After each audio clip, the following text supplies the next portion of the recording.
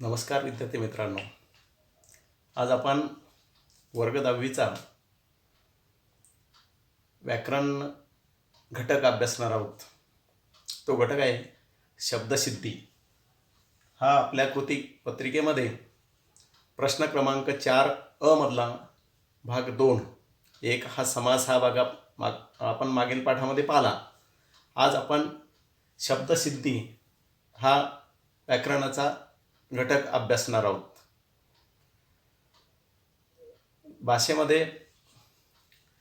भाषेच्या नित्य व्यवहारामध्ये किंवा भाषेचा नित्य व्यवहार आपण शब्दांच्या साहाय्याने करतो हे सर्वांना माहीत आहे. आता नित्य व्यवहार करत असताना जे शब्द आपण वापरतो ते सर्व मूळ भाषेतीलच असतील असं नाही. त्या मूळ भाषेतील शब्दांच्या मदतीने आपण काही नवीन नवीन शब्द तयार करतो. तसेच अन्य भाषेतील शब्दसुद्धा मराठी भाषेत आलेले आहेत आणि ते एकरूप झालेले आहेत. त्यामुळं त्यांचं वेगळेपणही लक्षात येत नाही.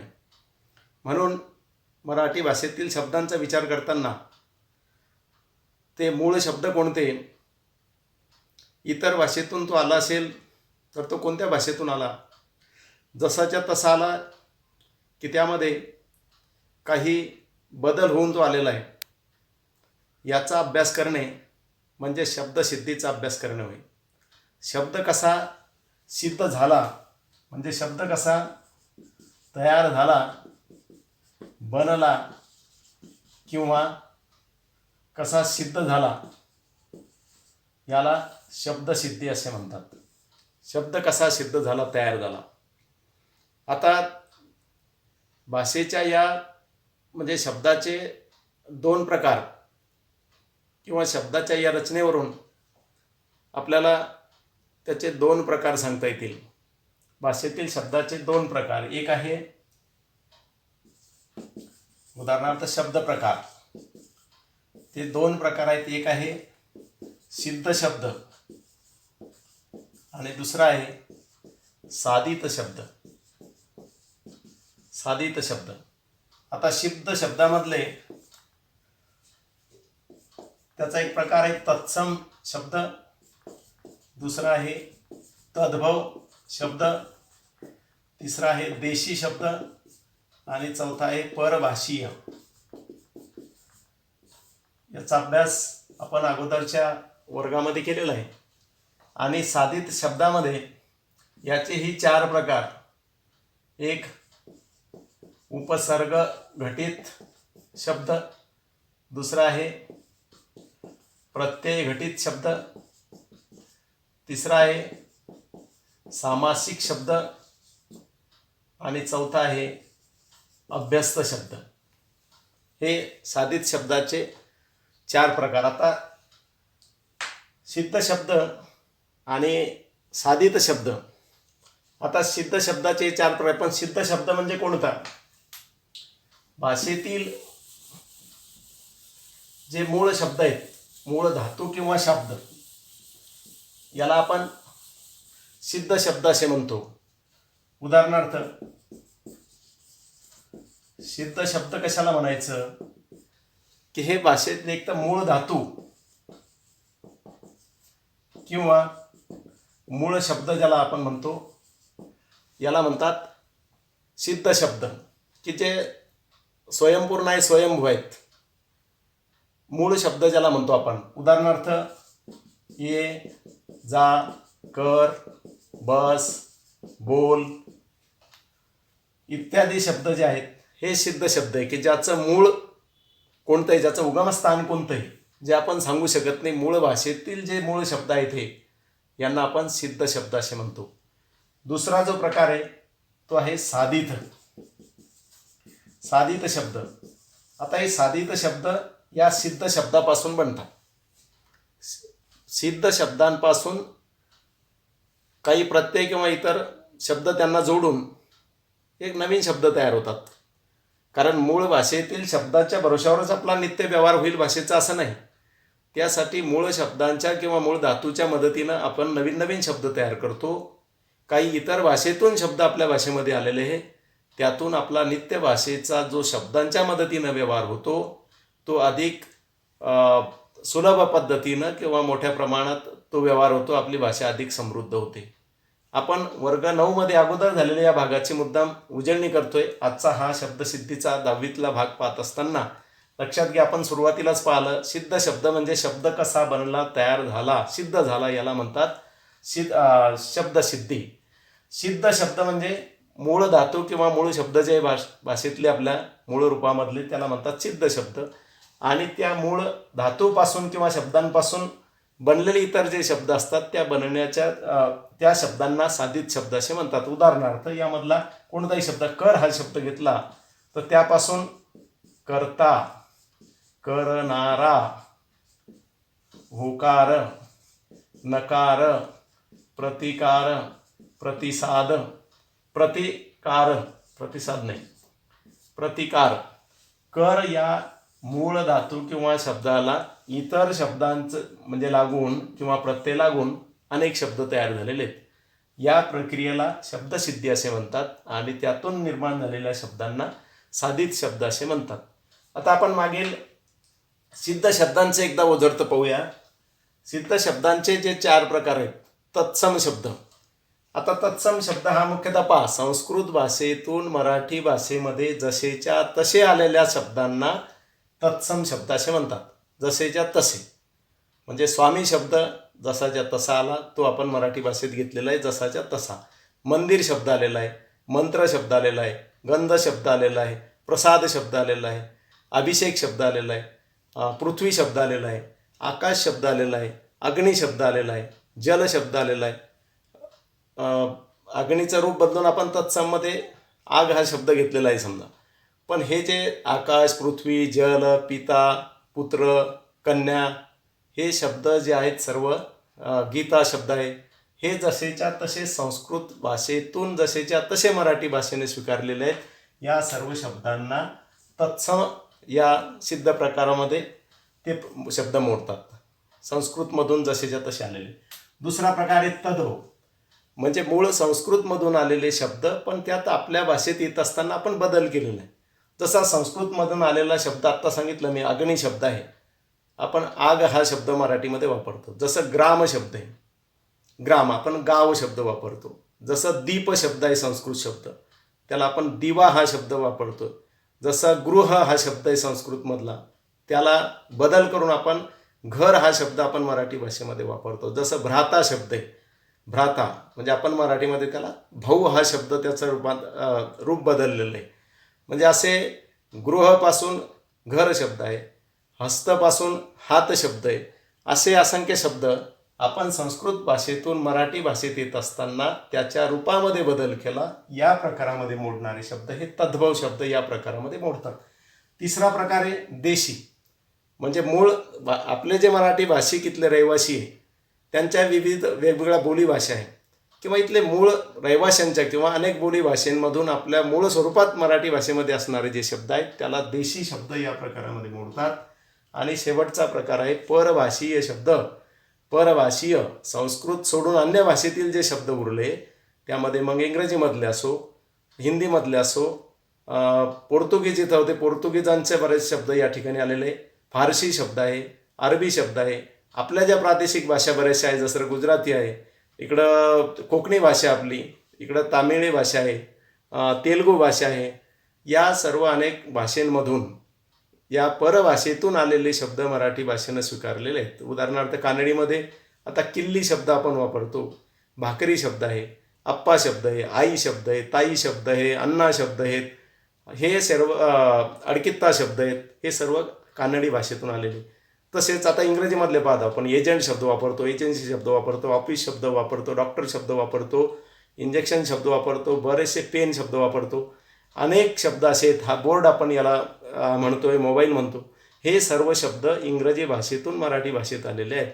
म्हणून म्हणतो नित्य व्यवहारामध्ये ज्या शब्दांच्या मदतीने आपण भाषा वापरतो ते शब्द मूळ भाषेतील आहेत का, नसतील तर मग कोणत्या भाषेतून आले असतील तर ते जसेच्या तसे आले का बदल होऊन आले, यावरून तो शब्द कसा सिद्ध झाला याचा अभ्यास म्हणजे शब्दसिद्धीचा अभ्यास होय. या प्रक्रियेला शब्दसिद्धी असे म्हणतात. तर आपण हा मागील वर्गामध्ये झालेला अभ्यास जो आहे सिद्ध शब्द आणि साधित शब्द हे त्याचे भाषेत वापरणाऱ्या शब्दाचे 2 प्रकार साधारणतः आपण करतो आणि त्या 2 प्रकारामधले हे सिद्ध शब्दाचे प्रकार पाहिले. आता जे अभ्यासाला आपल्याला 10वीला प्रकार आहेत हे याचा मूळ प्रकार पाहिल्याशिवाय हे पुढचं लक्षात येणार नाही. म्हणून सिद्ध शब्द पहिले शब्दसिद्धी म्हणजे काय, त्यानंतर सिद्ध आणि साधित शब्द त्याचे 2 प्रकार आहेत. सिद्ध शब्दाचे प्रकार कोणते आहेत आणि नंतर साधित शब्दाचे प्रकार आपण पाहायचे आहेत. इथपर्यंत सगळ्यांच्या लक्षात आलं. ठीक आहे, चला पुढे. पुढचा प्रकार आहे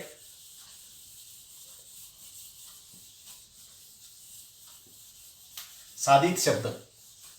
साधित मधला पहिला प्रकार आहे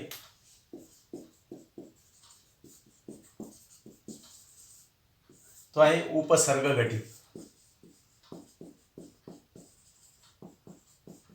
उपसर्ग घटित शब्द. उपसर्ग आता अनेक ठिकाणी व्याख्या पाहताना बऱ्याच वेळेस मूळ धातू किंवा शब्दाच्या अगोदर एक किंवा अनेक अक्षरे जर येत असतील तर त्याला त्या येणाऱ्या अक्षरांना किंवा शब्दाला उपसर्ग असे म्हणतात. उपसर्ग काही ठिकाणी शब्दाच्या मागे शब्द वापरलेला आहे. मागे पण आपण साधारणतः अर्थव्यवहारामध्ये वापरताना मागे म्हणजे तो त्याचा अर्थ वेगळा लक्षात येऊ शकतो. त्यासाठी काय, मागे म्हणजेच आधी किंवा अगोदर किंवा पूर्वी हा शब्द लक्षात घ्या. कोणत्याही मूळ शब्दाच्या अगोदर लागणारे एक किंवा अनेक अक्षर आणि त्यात ते लागून तयार होणारा शब्द याला म्हणतात उपसर्ग घटित शब्द. आणि जे एक किंवा 2 अक्षरे लागतात मूळ शब्दाच्या अगोदर त्या लागणाऱ्या अक्षरांना किंवा शब्दाला उपसर्ग असे म्हणतात. उपसर्ग म्हणजे शब्दाच्या आधी लागणारे एक किंवा अनेक अक्षर आणि या एक किंवा अनेक अक्षर लागून जो शब्द तयार होतो त्याला म्हणतात उपसर्ग घटित शब्द. उपसर्ग घटित शब्द. समजा विचार शब्द आहे, विचार. आता या अगोदर सु हा शब्द अगोदर लागला तर यातून तयार होतो शब्द सुविचार. सुविचार. आता शक्ती शब्द आहे. शक्तीच्या अगोदर यथा हा प्रत्यय लागला, प्रत्यय नाही, यथा हे पूर्वाक्षर लागले किंवा शब्द लागला तर त्यातून शब्द तयार होतो यथाशक्ती. यथाशक्ती. असे अगोदर एक किंवा अनेक अक्षर लागून जे शब्द तयार होतात त्याला उपसर्ग घटित शब्द असे म्हणतात. यासोबत आता समज शब्द आहे तर त्या अगोदर गैरसमज. समज अगोदर गैर हा शब्द लागला तर तो समज शब्द तयार होतो. गैरसमज. किंवा दुष्काळ. दु अधिक काळ बरोबर दुष्काळ. दुष्काळ हा उपसर्ग घटित शब्द आहे कारण त्याला दु हा अगोदर लागलेला उपसर्ग आहे. म्हणजे एक किंवा अनेक अक्षरं अगोदर येतात मूळ शब्दाच्या आणि त्यापासून जो शब्द तयार होतो त्याला उपसर्ग घटित शब्द असे म्हणतात. आता उपसर्ग घटित शब्दांचे अरबी, संस्कृत, फारसी किंवा मराठी भाषेतून काही उपसर्ग आलेले आहेत आणि त्याच्या मदतीने उपसर्गाला स्वतःचा स्वतंत्र असा अर्थ नसतो. त्या मूळ शब्दाला जो जेव्हा लागून येतो तेव्हाच त्या शब्दाला अर्थ प्राप्त होतो. कधीकधी त्याचा अर्थ समानच अर्थ तोच अर्थ कायम राहतो. आता किंवा कधीकधी त्याचा अर्थ विरुद्ध अर्थ होतो. आता ज्ञान असेल त्याच्या अगोदर हा उपसर्ग लागला तर अज्ञान, त्याचा विरुद्ध अर्थ तयार होतो, विरुद्ध अर्थाचा शब्द तयार होतो. म्हणजे कधीकधी वेगळा अर्थ त्याचा तयार होतो ज्यावेळेस त्याला उपसर्ग लागतो त्यावेळेस. किंवा दोष असेल तर सदोष, म्हणजे कधीकधी समान अर्थ राहतो, कधी त्याचा निर्दोष. नि हा शब्द अगोदर लागला तर तो निर्दोष हा विरुद्ध अर्थाचा शब्द तयार होतो. अशा प्रकारे एकदा पुन्हा पहा उपसर्ग घटित शब्द म्हणजे काय. उपसर्ग म्हणजे मूळ शब्दाला अगोदर, आधी, पूर्वी लागलेले जे एक किंवा अनेक अक्षर असतात आणि त्याला जे एक किंवा अनेक अक्षरं लागतात त्याला उपसर्ग म्हणतात. आणि हे उपसर्ग ज्या शब्दाला लागून एक शब्द तयार होतो त्या शब्दाला उपसर्ग घटित शब्द असे म्हणतात. तर त्याचे जे पर्याय आहेत, समजा अव हा पर्याय घेतला आपण, किंवा भर हा शब्द पर्याय आहे, अति हा शब्द म्हणजे त्याला पर्याय आहे, किंवा बे हा शब्द उपसर्ग आहे, अक्षर. आता बे घेतलं तर बेडर हा त्यावरून शब्द तयार होतो. जसं बेपर्वा, त्यानंतर बेदम, बेशक असे अनेक उपसर्ग जोडून तयार होणारे शब्द आहेत. तसं आपण अव शब्द असेल, अवजड, त्यानंतर अवकळा, अवकृपा, अवमान असे अनेक अवलक्षण अव उपसर्ग घेऊन, जसं बे उपसर्ग घेऊन सांगितलं, जसं अति, अतिरेक, अतिरिक्त, अतिशय असे त्याला जोडून उपसर्ग गठीत शब्द तयार होतात. जसा भर हा उपसर्ग असेल, भर दिवसा, भर रस्ता, भर चौक असे जे शब्द आहेत हे उपसर्ग गठीत शब्द या अक्षरांच्या मदतीने अगोदर लागलेल्या ते तयार होतात, त्याला म्हणतात उपसर्ग गठीत शब्द. यानंतर साधित शब्दाचा जो दुसरा प्रकार आहे आपल्याला अभ्यासाला असलेला, तो आहे प्रत्यय घटित शब्द. दुसरा आहे प्रत्यय घटित. आता नेमका दोन्हीतला अर्थ लक्षात घ्या, फरक. प्रत्यय घटित शब्द, उपसर्ग म्हणजे जे अगोदर लागतात अक्षर ते, आणि प्रत्यय हा नंतर असतो. म्हणजे मूळ शब्दाच्या नंतर येणारे जे प्रत्यय असतात त्याला, आणि ते लागून तयार होणारा शब्द याला प्रत्यय घटित शब्द असे म्हणतात. आता प्रत्यय हा नंतर लागतो, म्हणजे मूळ शब्दाच्या नंतर एक किंवा अधिक अक्षर त्याला जोडून जे शब्द तयार होतात त्याला प्रत्यय घटित शब्द असे म्हणतात. मूळ शब्दाला एक किंवा अनेक शब्द जोडून जो शब्द तयार होतो त्याला प्रत्यय घटित शब्द असे म्हणतात. आणि नंतर लागणाऱ्या शब्दांना प्रत्यय म्हणतात. अगोदर जे येतात एक किंवा दोन अक्षर त्याला उपसर्ग म्हणतात, आणि नंतर लागणाऱ्या शब्दांना प्रत्यय असे म्हणतात. आणि ते प्रत्यय लागून जो शब्द तयार होतो त्याला प्रत्यय घटित शब्द असे म्हणतात. आता प्रत्यय कोणकोणते त्याला लागतात? समजा आई, दार, त्यानंतर ईक, दुसरा त्व असे हे प्रत्यय लागून. आता आई, समजा लढाई, चढाई. आता हे ई शब्द आपल्याला माहिती आहे, ढ अधिक आ म्हणजे हा झाला ढा, आणि ई हा नंतरचा शब्द. आ ई प्रत्यय म्हणजे ढ हा अकारार्थी, त्याला आ हा स्वर जोडला की तो ढा हा शब्द तयार होतो आणि गुण जातो.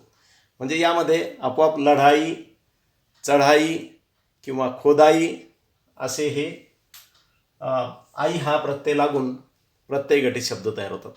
दुसरा आपण पाहिला दार. यामध्ये मग दुकानदार, जमीनदार असे हे प्रत्यय लागून त्याचा प्रत्यय घटित शब्द तयार झाले.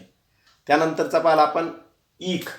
ईक हा प्रत्यय लागून जसे सामाजिक, लौकिक, मानसिक असे हे ईक प्रत्यय लागून हे तयार झालेलं प्रत्यय घटित शब्द आहे. आणि शेवटचा पाहिला आपण त्व. उदाहरणार्थ जडत्व,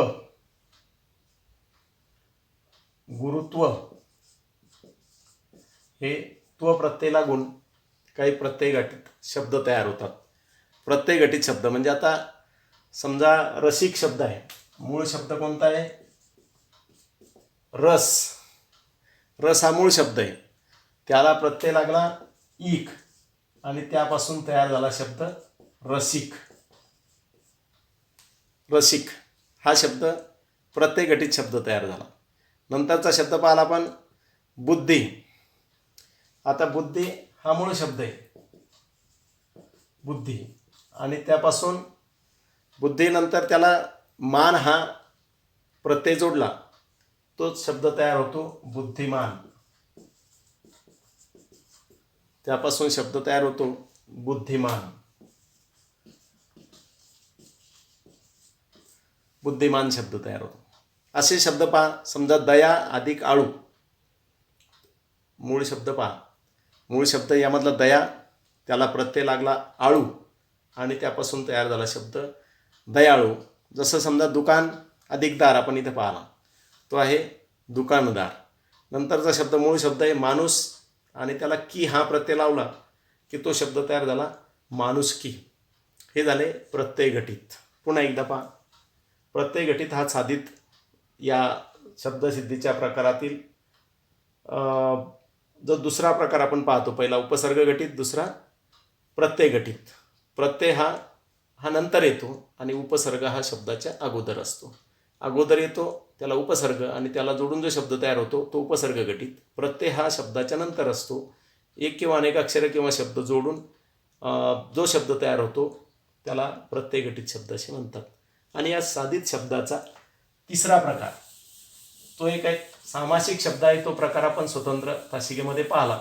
आपल्याला या शब्दसिद्धी प्रकारामध्ये फक्त 3 प्रकार आहेत. एक आहे उपसर्ग घटित, दुसरा आहे प्रत्यय घटित आणि तिसरा प्रकार आहे अभ्यस्त. अभ्यस्त. आता याचे 2 प्रकार आपल्याला सांगता येतील. एक पूर्ण अभ्यस्त आणि एक अंशाभ्यस्त.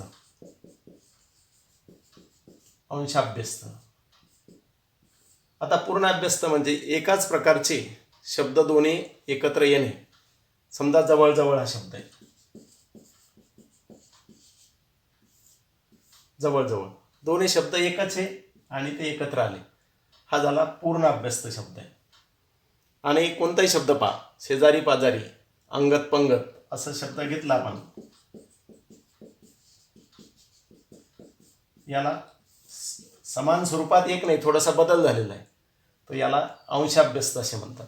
आता इथं जवळजवळ सारखा समजा हळूहळू शब्द आहे, जसेच्या तसे, कोणताही बदल नाही, असे याला पूर्ण अभ्यस्त म्हणतात, याला अंशाभ्यस्त म्हणतात. आता यामध्ये कधी कधी अर्थाचे शब्द एकत्र येतात, जसं मागे पुढे. कधी कधी सार्थ आणि निरर्थक शब्द, जसं अंगत पंगत, शेजारी पाजारी या शब्दाला पुढच्या काही अर्थ नाही आहे, उशिरा पाशिरा. मग ज्याला एक सार्थ आहे आणि एक निरर्थक आहे, असे शब्द जोडी एकत्र येते. कधी कधी एकाच अर्थाचे म्हणजे सारखे असणारे शब्द जवळजवळ येतात, त्याला हा जो प्रकार आहे याला अभ्यस्त प्रकार असे म्हणतात. असे 3 प्रकार, उपसर्ग घटित, प्रत्यय घटित आणि अभ्यस्त, असे 3 प्रकारचे हे 3 प्रकार आपल्याला या 3 प्रकारावर एक एक गुणासाठी 2 कृती सोडवण्यासाठी येतात. प्रश्न क्रमांक 4 त्यामधला 2 क्रमांकाचा भाग आहे. 2 गुणांसाठी एक एक गुणांच्या 2 कृती विचारल्या जातात. आता आपण एकदा पुन्हा पहा. उपसर्ग घटित. उपसर्ग म्हणजे काय? भाषेत आपण इथं पाहिला की मूळ शब्दाच्या आधी एक किंवा अधिक अक्षरं लागून जे शब्द तयार होतात त्याला उपसर्ग घटित शब्द म्हणतात. म्हणजे आधी लागणाऱ्या अक्षरांना किंवा शब्दांना उपसर्ग म्हणतात. त्यात आपण अनेक उदाहरणं पाहिले. सुविचार शब्द पाहिला. गती शब्द असेल त्याच्या अगोदर प्र हा काही अक्षरसोबत जोडलं तर प्रगती हा शब्द तयार होतो. तसेच अन्य शक्ती शब्द पाहिला, यथाशक्ती. समज गैरसमज हा शब्द पाहिला. नंतर काळ हा शब्द पाहिला. दुष्काळ म्हणजे दुष्काळ त्याचा शब्द तयार होतो. नंतर त्याला जसेच तसं त्याच्याच विरुद्ध म्हणजे अगोदर न लागता नंतर प्रत्यय लागतात किंवा अक्षरं लागतात किंवा शब्द लागतो, त्याला प्रत्यय घटित असे म्हणतात. उदाहरणार्थ मूळ शब्दांच्या नंतर एक किंवा अधिक अक्षरे जोडून जो शब्द तयार होतो त्याला प्रत्यय घटित शब्द असे म्हणतात. ते पाहिला. म्हणजेच नंतर लागणाऱ्या शब्दांना आपण प्रत्यय असे म्हणतो. म्हणजे प्रत्यय म्हणजे काय आणि प्रत्यय घटित शब्द म्हणजे काय, उपसर्ग म्हणजे काय, उपसर्ग घटित शब्द म्हणजे काय, याचे उदाहरणं पाहिले. जसं रसिक शब्द आहे, ईक हा प्रत्यय लागल्यानंतर म्हणून रसिक शब्द. जसं नगर असेल, नागरिक, ईक प्रत्यय लागला तर नगरचं नागरिक. माणूस, माणुसकी. नंतर येणारे शब्द पहा. जसं दुकान आहे, दुकानदार. बुद्धी अधिक मान आहे तर त्याला बुद्धिमान. नंतर दयाळू असे शब्द, दया अधिक आळू, दयाळू. नंतर तिसरा प्रकार आपण पाहिला तो आहे अभ्यस्त प्रकार. लक्षात घ्या की एकाच प्रकारचे 2 शब्द एकत्र येणे किंवा सार्थ व निरर्थक शब्द एकत्र येणे किंवा दोन विरुद्ध शब्द एकत्र येणे किंवा शब्दांची द्विक्ती ज्याला म्हणतो, जवळजवळ दोन शब्द सारखे एकत्र येणे आणि पुनरावृत्ती होणे शब्दांची, अशा ज्या प्रकारच्या शब्दांना आपण अभ्यस्त शब्द असे म्हणतात, हे लक्षात आलं. त्याचे उदाहरणं आपण पाहिले पूर्ण अभ्यस्तचे, की क्षण क्षण किंवा जवळजवळ, पैसात पैसा असे जे शब्द आहेत त्याला पूर्ण अभ्यस्त म्हणायचं. नंतर आसपास, जवळपास, उभा आडवा, शेजारी पाजारी, पुस्तक बिस्तक असे जे शब्द आहेत ते सगळे अंशाभ्यस्त आहे. आता हे 3 प्रकार आपण व्यवस्थित आपल्याला कळले असतील. आता यावर कृती कशा सोडवा, असं आपल्याला कशा सोडवायचे याचा एक कृतीपत्रिकेमध्ये आलेले प्रश्न पहा. पुढील कृती सोडवा. त्यामध्ये साधारणतः प्रश्न विचारला जाईल की एखादा उपसर्ग दिला जाईल किंवा प्रत्यय दिला जाईल आणि तसे 2 किंवा 4 शब्द बनवा, असा आपल्याला प्रश्न विचारला जाईल. उदाहरणार्थ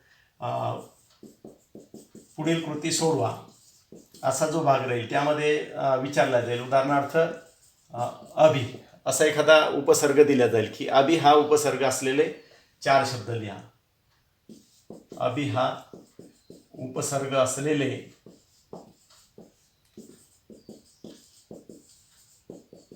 4 शब्द लिहा. आता विद्यार्थ्यांना अभि हा उपसर्ग म्हणजे मूळ शब्दाच्या अगोदर लागणारी एक किंवा अनेक अक्षरं. तर अभिमध्ये कोणते आठवतील? समजा अभिमान शब्द आहे, नंतर अभिवादन, अभिनय, अभिसरण असे अभि हा उपसर्ग लागून तयार होणारे 4 शब्द लिहा. असे 4 किंवा 2 शब्द लिहा. त्या कृती सोडवले की त्यासाठी असणारे गुण आपल्याला मिळतील. दुसरी कृती आहे, एखादा प्रत्यय विचारतील. उदाहरणार्थ भर हा प्रत्यय जोडून येणारे 4 शब्द लिहा. वरच्या सारखाच शब्द कृती. समजा भर हा प्रत्यय जोडून येणारे, तर काय सांगता येईल आपल्याला? जसं दिवसभर, रात्रभर, विधभर, बोटभर किंवा पोटभर असे जे शब्द आपण वापरतो की नंतर येणारे, मूळ शब्दानंतर येणारे प्रत्यय, याला आपण प्रत्ययगठित शब्द असे म्हणतो. किंवा एखादी कृती विचारतील, तिसरी आपण अभ्यस्तवर समजा की 2 अभ्यस्त शब्द लिहा. 2 अभ्यस्त शब्द लिहा. तर आपण कोणतेही 2 अभ्यस्त शब्द, लालेला, लांगत पंगत असे जे शब्द आहेत, कोणतेही आपण अभ्यासाला असणाऱ्या कृती, जसे उभा आडवा अनेक शब्द, आसपास आपण शब्द पाहिले, जवळपास शब्द पाहिले, असे कोणतेही 2 शब्द या ठिकाणी दिल्या कृती की हा अशा प्रकारच्या कृती आपल्याला अभ्यासाला येतात. अगदी सोपा असणारा शब्दसिद्धी हा व्याकरण घटक आज आपण अभ्यासला. पुन्हा पुन्हा पहा, कृती समजून घ्या. अभ्यासासाठी असणाऱ्या आपल्या पाठ्यपुस्तकामधील आणि अन्य व्याकरण घटकांवर असणाऱ्या पुस्तकांमधून अधिक सरावासाठी आपण त्याचा वापर करू शकता. विद्यार्थी मित्रांनो, दिलेले स्वाध्याय इथपर्यंत सगळे एकदा व्यवस्थित ऐका, समजून घ्या. ठीक आहे, आजची तासिका आपली संपली. धन्यवाद.